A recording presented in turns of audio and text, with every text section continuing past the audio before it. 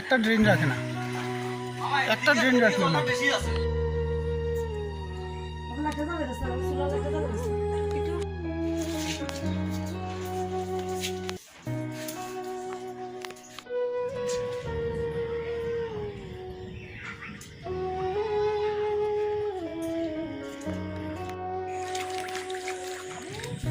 হ্যাঁ ও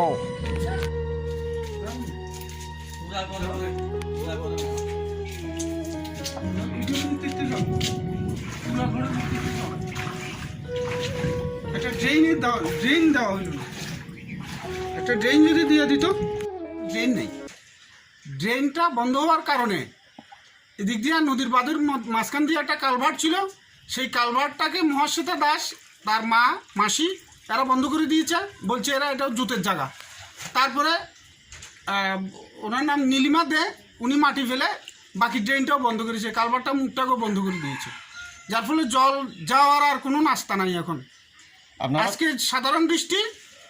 আমার নাম তপন রায়, আমি এই পাড়ার প্রাচীন বাসিন্দা, কেমন। এবং আমরা আজকে এই জীবনে প্রথমবার দেখলাম আমাদের ঘরের মধ্যে জল ঢুকলো, শুধু ড্রেনের অভাবে।